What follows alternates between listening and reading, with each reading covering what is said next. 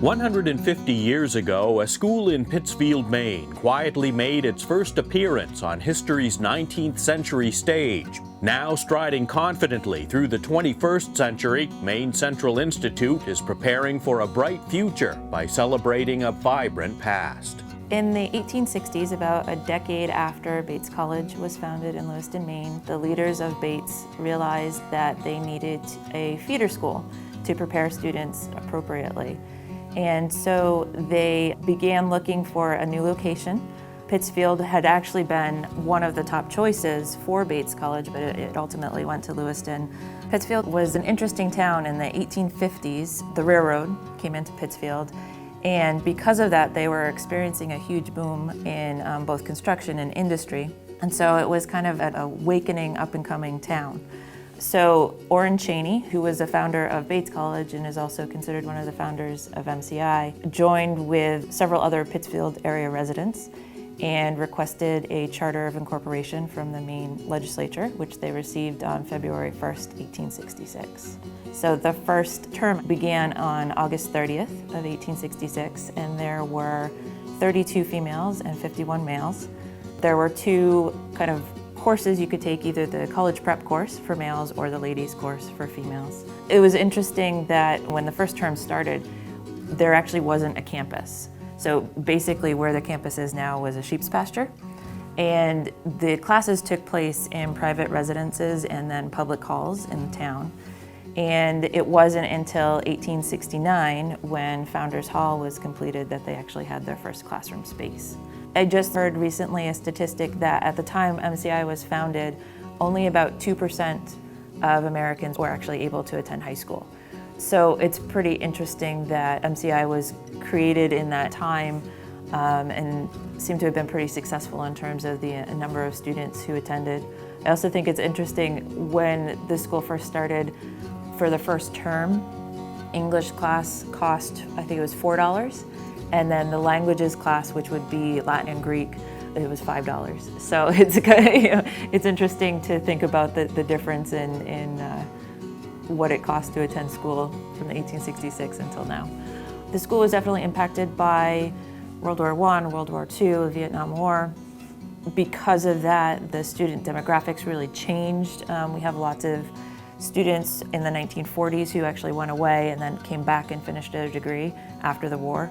And there's always kind of this up and down in terms of student population, depending on, a lot of different factors. But as after World War I ended, there was a large influx of men who had gone away to war who came back to finish their degree.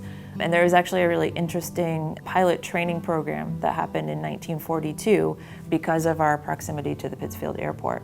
Many of the people who were staying in the dorms on campus were part of this pilot training program. In the 1950s, we started seeing a lot of increased need for students. We have always had a very strong postgraduate program where students who kind of need a little bit more in terms of getting their grades up or getting more credits in order to go on to the college that they're looking for, they come to MCI and are helped for that additional year.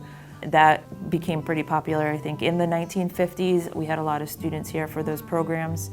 And that was kind of the reason that we created 2 new dorms on campus in 61 and 66, because we had that kind of influx.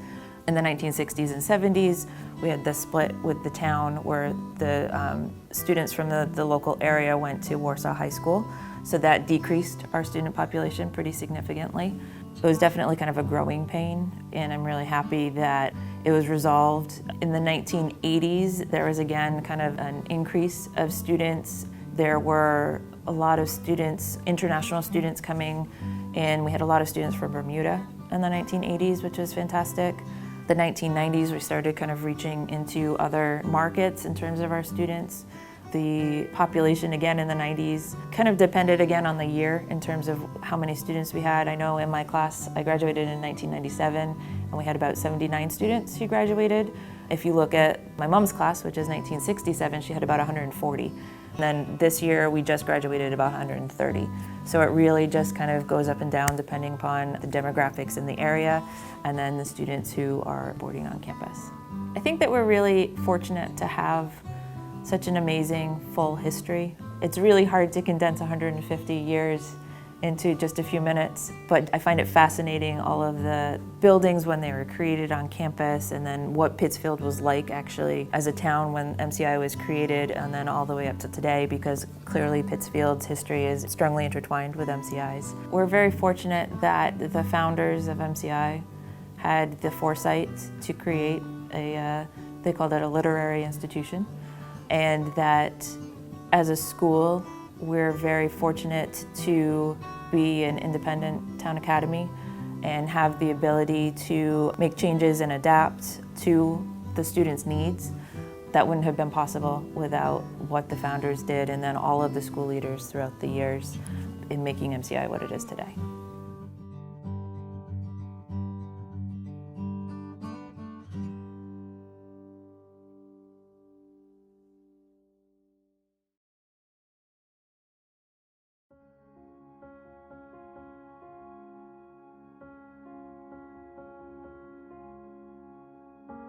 Since 1866, Maine Central Institute has been preparing students for higher education while also delivering lessons about life itself. 150 years after its founding, the school's educational offerings include an emphasis on 21st century technology and a rigorous curriculum that inspires intellectual growth among students through hard work. MCI also offers an approach that teaches its young people not what to think, but how to think. Academics, I think, are sort of our reason for being. I'm really proud of our academic program. I mean, I know that every school says they have outstanding teachers, and we really do. They're exceptionally hardworking, committed to student excellence. Students really have to work hard to earn their grades, and they're meaningful. So no, there is, as I think any of our students will tell you, there is no skating through here. I think what we have been sure to do is to be very thoughtful as we make changes within our academic program, our offerings, and in the nature of the classroom dynamics. Because if anybody pays attention to educational research, one quickly realizes that what was discussed a year ago as being the very most important thing that a school needs to do has been replaced by another. And so we've made sure that we're not simply responding in a whimsical way to the most recent reports or research. The use of the iPads has changed the nature of classroom interaction between teacher and students and students and students. We have made sure that we're not simply using iPads as a replacement for books and for paper and pencils, but as an enhancement. We're a one-to-one school, which means that every student has an iPad. So just in order to do their schoolwork, they have to have a pretty high level of proficiency with technology, and not just as a consumer, but to be able to create things. And most students go far beyond, typing an essay on it. They make presentations, multimedia presentations, they make movies, they do recordings. So that proficiency with technology, I think, is so important. We are going to be one of the first schools in the state to offer coding classes, teaching kids how apps are made and how programs are created. It's very different from the computer science that many of us remember 20, 30, or 40 years ago. We also are offering an aviation course where students can do ground school and then begin to take flying lessons, and that's in its very early stages, and we hope that will expand so that a student potentially could graduate from MCI with his or her private pilot's license and the opportunity to go on with that, perhaps with a professional goal in mind, or just simply to continue it recreationally. So much of our faculty and our staff are invested in more than just the traditional idea of what you're learning here, get a good grade on the test, and then walk away from it. It's very application-based, it's very real-world centered. It's amazing how serious my fellow instructors, and just even in those sort of casual conversations, you hear how much they value that real world sense, right? There's so much that people start to say, well, you know, education isn't the real world. You're in school now, but when you get to the real world, and I think the majority of our instructors here would say this is the real world. We're in the real world, and we're making this so that you know the real world and you're ready to go out and be as prepared to follow through with your post-secondary plans, whether they're career or college. I think a lot of people look at MCI as kind of this beacon on the hill. I think that, you know, I think they see it as kind of an elite school. The culture is definitely different. I think we have built in to our culture here that students aspire to be more, and that there really is no limit on what they can be. And I think that we do a fine job of that. Our students are very mature. I'm amazed every day when I meet them in my classroom at meetings after, you know, at the end of a long school day. They're very polite and inquisitive, and actually this class of 2016, I'm their class advisor as well, so I've spent 4 years with them, and you know, it's bittersweet. You're very happy and that these young adults are going to go out and they're going to achieve all of these wonderful goals that they've set for themselves, but you'll miss them. They leave a hole, and you know, sadly, that's the nature of my job, that next year there'll be a new crop of kids that comes and fills that void. But you know, you really don't ever stop thinking about a lot of these students, and I hope that, you know, they feel the same way.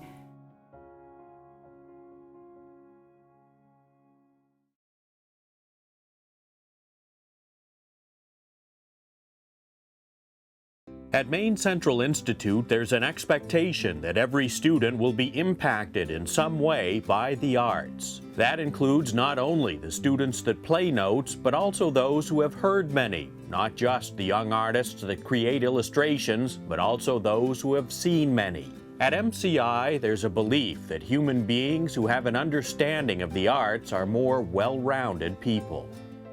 We'll start with the visual art program. In our visual art program, we have a beautiful studio for them to create art in, and a wonderful faculty member to develop that work. Within that, there are, I think, approximately 10 different course offerings for those students in the area of just visual art alone. Everything from just foundational concepts for students all the way to advanced art and advanced placement. We even had, for instance, last year we had a partnership, and it continued into this year, with the University of Maine at Fort Kent for students to be able to do work in visual art and receive college credit for that. So if students want to take those steps to really be serious about their work in visual art, there's certainly programming to do that. In the area of theater arts and drama, we have a very well-respected faculty member who not only is highly regarded in this community, but is also an integral part of the direction at the Waterville Opera House in the city of Waterville. And she brings a wealth of expertise and knowledge to our program in the area of dramatic arts.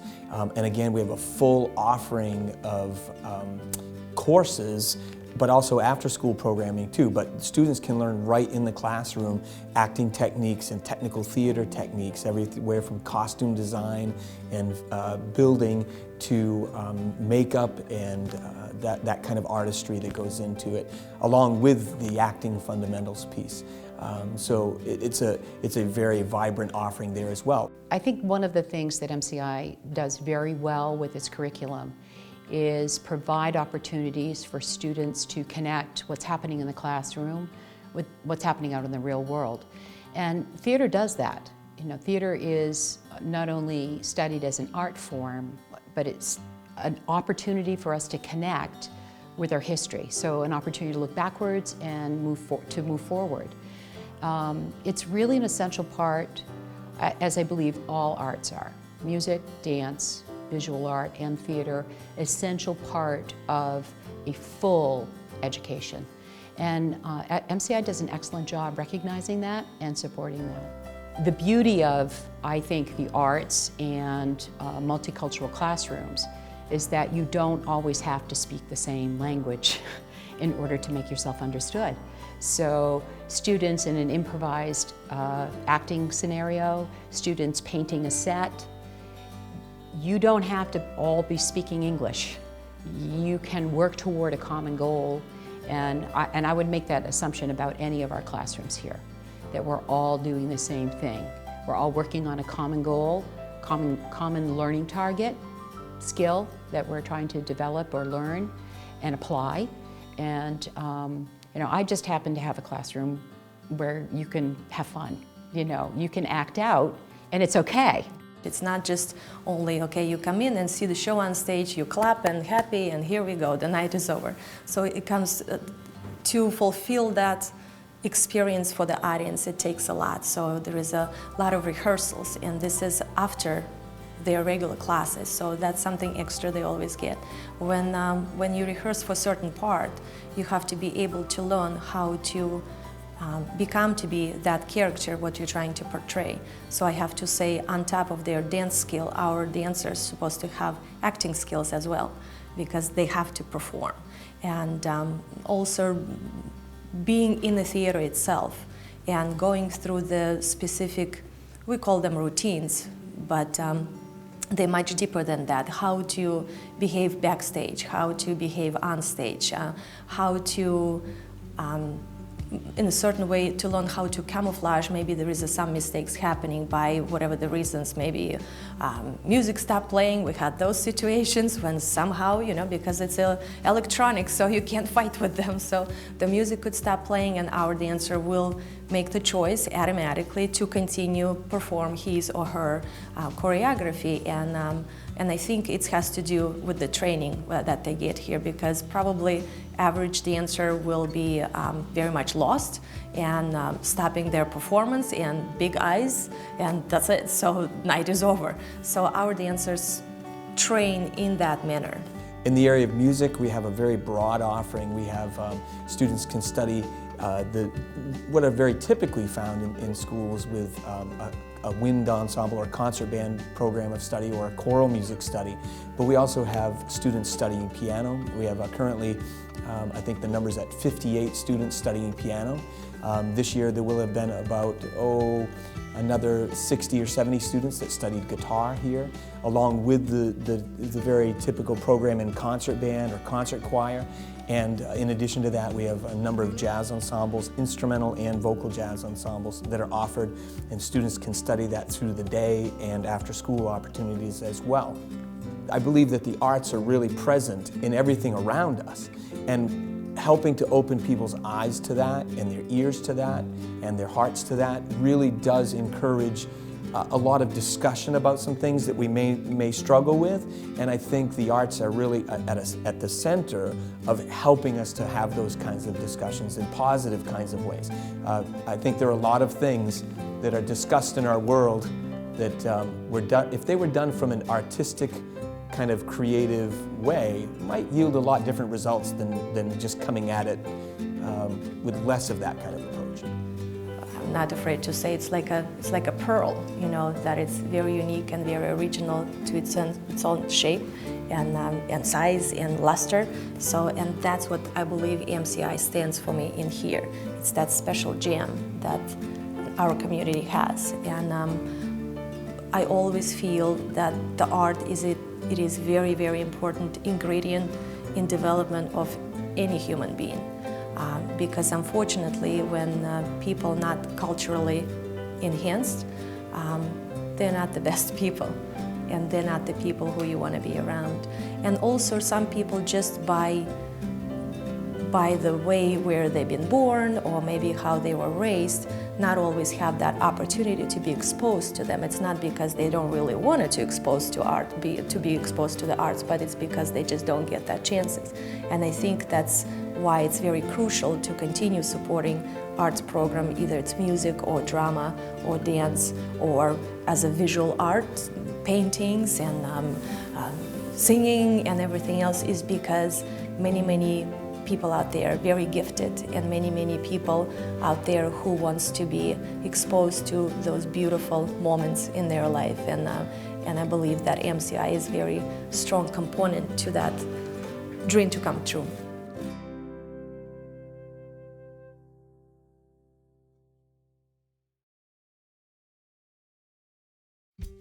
Athletics have been a fixture at Maine Central Institute for as long as the school's alums can remember. Originally thought of as a way to keep energetic boarding students occupied during time away from classes, athletic competition today is seen as yet another teaching tool, a way to prepare young people for a modern world where leadership, teamwork, camaraderie, and community involvement are key virtues.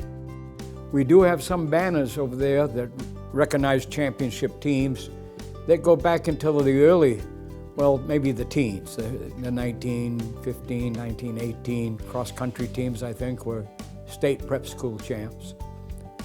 Basketball wasn't invented until 1896, so that didn't show up, I don't believe, until the 1920s.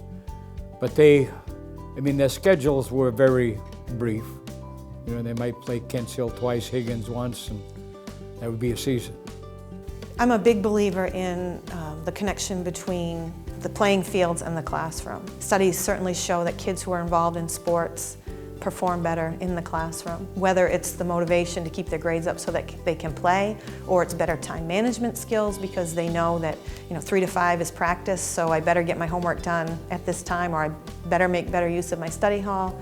I think that having that physical outlet, having those high expectations on the playing fields as well, helps kids in the classroom, motivates them, helps with work ethic. You get to see kids in a different light. You see them outside of what they're doing, just sitting in front of you at a desk. You see some strengths, you see some weaknesses. It allows you to develop them as a whole person. And we certainly have a lot of athletic offerings, and it's been nice that we've added some things over the last few years that give the kids a lot of options. I think that the athletic program here, like at all high schools, is a place it's an extension of the classroom, truly. Here, our kids get the opportunity to experience all the cultures from around the world as a part of that integration, but certainly the lessons learned about commitment, character, and just the value of team and family. We've instilled that a lot in the last few years, and I know that that's traditionally been something that's been very strong here at this school. So it's a very proud tradition at MCI. Well, I love playing sports as a high school student, and I think that it has a huge impact on anybody's development as a student and as an adult as they get older. Participation in sports shows people a little bit more insight about what they can do individually, how to get along as a team, and it's good physically to be able to do something outside the academic environment. I can't imagine going to school without playing sports. Again, talking from my memory, our teams weren't very great. My senior year at MCI, we were 2-5 in football. Somehow we got a video of our game against Winslow, which we lost 14-7. And every year there's 5 or 6 guys that were on that team with me that we invite down to our cottage and put the video in, and because the war stories get longer and longer, but and we're watching a game we lost. But the camaraderie has stuck there for all those years. I think it's a great place to develop friendships, to develop a lot of work habits and skills, whether it be football, baseball, basketball, they're all team sports. I think it's great for the kids of today. Well, yeah, we won our first state championship in field hockey this year. And that was a process, and I think one of the lessons that came out of our season was the fact that it doesn't happen overnight. You have to stick with it. You can't expect instant results. We had a lot of kids who put a lot of time in the off season over several years. It wasn't just one day, I'm going to pick up a stick and we're going to be champions. It was, okay, I'm going to go to field hockey camp this summer, and I'm going to play in the summer, and I'm going to go to this clinic, and I'm going to get in the weight room. And over the course of several years, wow, look at me, I became a really good field hockey player. And all my teammates did too, and so we were able to do that as a team. And I think that that's what you see in a lot of our programs is that's what the kids are expecting now. They're expecting to be successful, and they understand that it's not just a one-day or one-season commitment. Times have changed. Years ago, people didn't think that women should participate in athletics, and the girls' place was in the home and taking home ec classes and so forth, and maybe being on the sidelines as a cheerleader. Today, it's extremely important for our society to have women that can be leaders, and I think athletics are a significant contributor to helping with leadership education. Our school motto is seek a definite goal, and that's what you need to do as you set out on a career path. On the way to that career path, there are going to be challenges, there's going to be adversity, there's going to be competition. And if you don't know how to compete, you're going to be behind, and it's going to take longer to achieve that goal, or you may not achieve it at all. If you are prepared to compete, you have a much better chance of doing what you want. It's competition. You play sports to compete. We don't sacrifice values for wins and losses. But the goal is to win, and for our kids to want to win and be competitive in life is a good thing. It's not a bad thing to want that. So we're at that place, I think, not just in football, but in all of our athletic programs. We're in a different place than we have been in a long time, and maybe ever, in terms of what our expectations are athletically. And it feels good to be a part of that and a leader in that effort. And again, I'm one of a strong group of coaches and school leaders that's part of that, but I believe we're headed in the right direction. I'm proud to be a coach of one of those programs, but also as an alum of the school. I'm happy to see us really championing the athletic program here and all that it does for our boys and girls.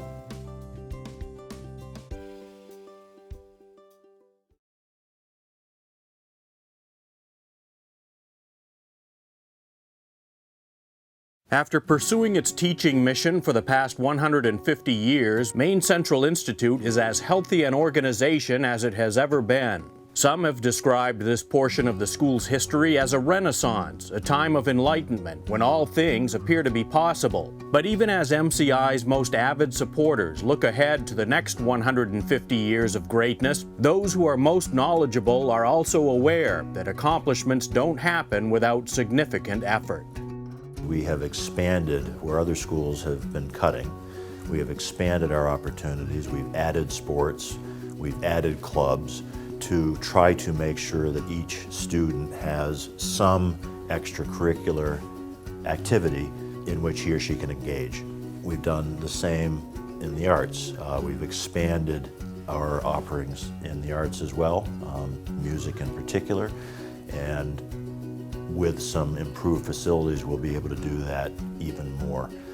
Academically, once again, we educate a wide variety of students who have a variety of different needs, and that's a challenge, but it's one that the teachers relish, and I am humbled by what our teachers do in the classroom with so many different kids from different backgrounds, different countries, different states, and they're still able to meet every student's need.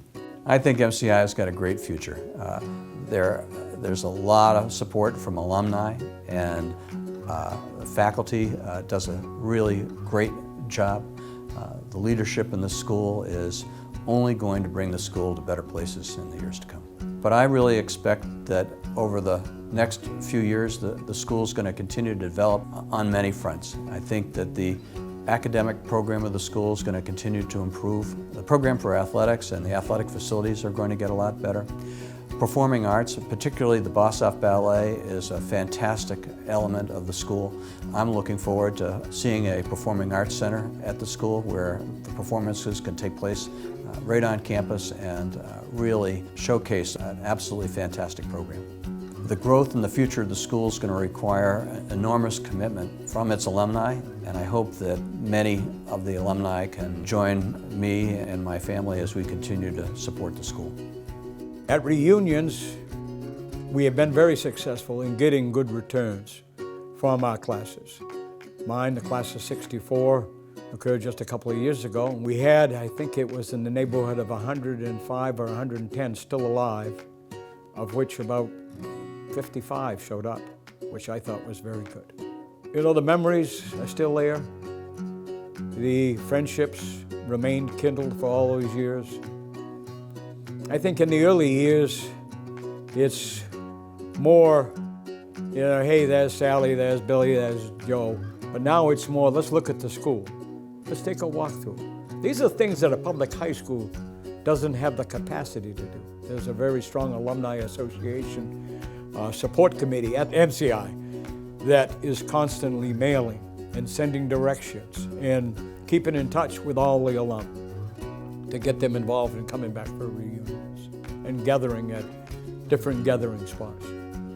2 years ago when MCI played in the football championship game down in Portland, I saw carloads of people from Connecticut, Massachusetts, alumni, that came up to that game, only because the Alumni Association had notified them, you know, hey, this might be something you might want to see. I think the support is really great. And, you know, the school helps an awful lot. This has been a year of celebrating the past in the present, but we need to also see this as an important milestone for the future and use it as a springboard to think about how we are going to ensure MCI's greatness for another 150 years. And when we all gather at reunion this coming August, I think we will be doing a lot of things both formally to talk about that, but also I believe it's going to be an important ingredient in the discussions people are having as they are happy to see one another, happy to celebrate the 150th. But this reunion, unlike any other, will be an important event where I'm hoping alumni will look at one another and start talking about the future and the influence and the role and the support that they can provide in ensuring that we continue to increase in our excellence as time goes on. So here we are today, celebrating 150 years of Maine Central Institute. We've had a chance now to take a current snapshot of student life today, the academics, the arts, the athletics, seeing faculty, seeing coaches in this video. But the 150th is a very special thing to me. You see, because 75 years ago, my father came to MCI in 1941 to set up the SHOP program. And 50 years ago, this past June, I graduated MCI. And now here I am today as the head of the Board of Trustees. A legacy that 150 years has created for MCI provides a framework for our culture, for who we are as an institution. But the critical thing now is that we are strong because of this 150 years. And we are strong today not only because of that, but because we have the same attributes that we've had as long as I can remember. That is a very strong and dedicated faculty, a very strong and dedicated staff, a very active Board of Trustees, and a town that cares about the institution.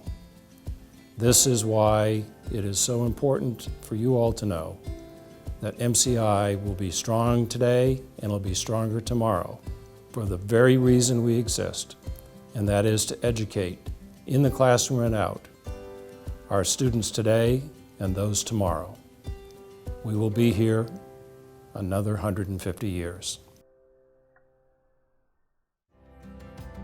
Andrew Johnson was in the White House, and Old Glory flew but 36 stars.